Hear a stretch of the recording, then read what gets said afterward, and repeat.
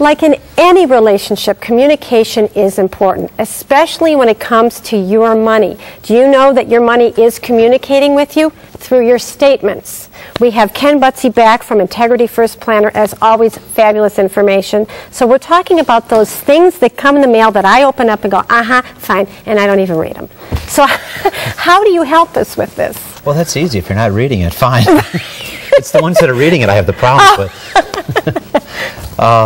You know, there's two main points that I want to talk about with statements, okay? A number of years ago, some companies really wanted to provide a lot of information for their clients, so they started putting everything on a statement that they could gather, which for those people who read it and understand it is great. It's as much information as they want. Let's be real. How many people out there really read it and understand it? Or even understand it? I can honestly tell you, I hope many of our clients do, because we actually will sit down with them for an extended period of time and try to go over with them. But I can sense, especially with newer people, that they really don't. But yeah, it's like one of the main points that I kind of want to point out is, with companies putting down all this information, this is a real life story that happened to us. We had a client that came in telling us that they were worth, I'll just say $1 million, just throwing a number out, okay? And on the statement, it said that they had $500,000 at the company where the statement was, and then on the statement it also said that they had another $500,000 with these other different companies that they bought. So the main company was providing a service by putting everything together. Okay. But they were also getting individual statements from those other companies as they were coming in. Right. So they were double counting the money. They came in and thought they were worth a lot more than they were. So that's one thing I would caution you. If you've given your information to whoever you're working with, and you need to know where the money is actually custodied. And on the statements a lot of times it'll say, we're just doing this for reporting purposes, we don't actually have the money here. So that if you're getting a statement from another provider, don't double count the money. And you'd be surprised at how often I think that happens. Okay, this is confusing me. So if they're just reporting it and it's not really there, don't mess with me with that. You know what I'm saying? I don't want to know about it. I just want to know what's in the account.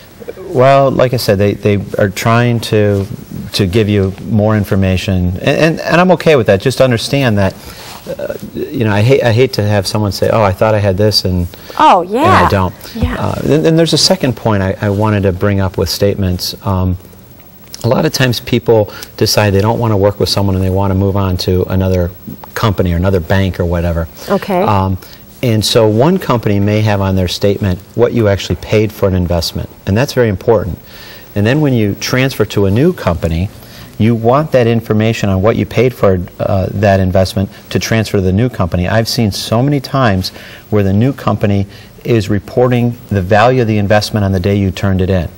Now the problem goes when you go to sell the investment a year later, 2 years later, 3 years later, you may inadvertently be putting down a cost, the term is cost basis, but putting down an amount on your tax return that isn't accurate. And that's a problem. So if you do decide you're leaving one place and going to another, make sure that when you transfer that the proper cost basis is being reported to the new company.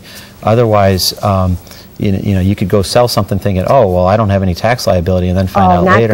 It's probably not a good idea. See, this is why I tell everybody to write this down when you're seeing Ken. Get your pen and paper out, because I know I wouldn't remember it. Great information. Now, so I'm picturing getting these statements in. I'm a big bottom line person. I know. You know.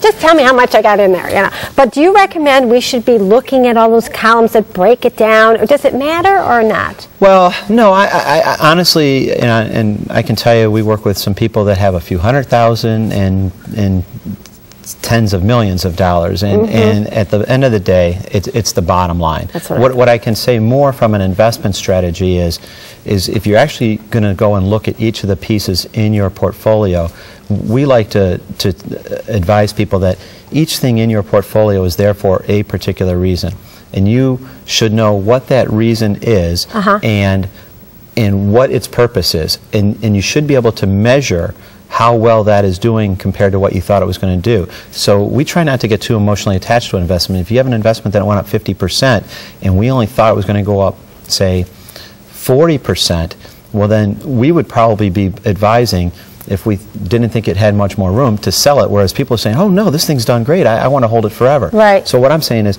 yeah, you should know what's in your portfolio, you should know why it's there, and you should know what the exit strategy is and also what the re-entry strategy is. Otherwise, it probably shouldn't be there if you don't know why it's there. I see. Now, what about, because I've got papers piled, at what point can you shred this stuff?